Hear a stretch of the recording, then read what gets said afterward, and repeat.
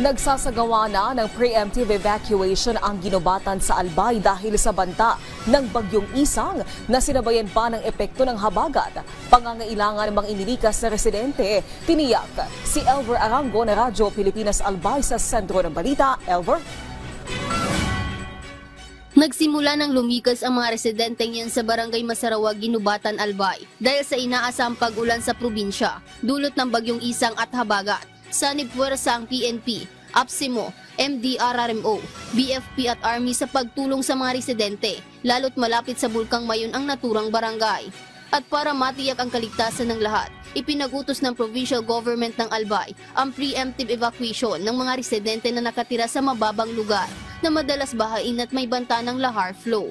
Batay sa datos, ang mga Purok 4, 5, 6 at 8 ng nasabing barangay ang mga apektadong lugar. Haabot sa 1,931 na individual o 643 pamilya ang kailangang evacuate sa Mauraro Community College. Ang DSWD naman, ipadadala sa Ginubatan ang kanilang mobile kitchen para magbigay ng libreng makakain sa mga lumikas na residente.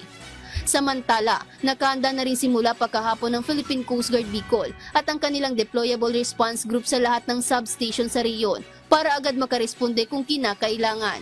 Bilang paghahanda rin sa inaasahang masamang panahon, sinuspindi na ng provincial government ang pasok sa lahat ng antas sa mga pribado at pampublikong eskwelahan sa Albay ngayong araw.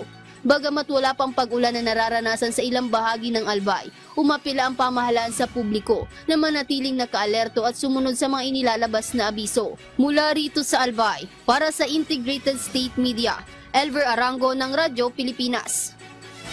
Elver Arango ng Radyo Pilipinas Albay.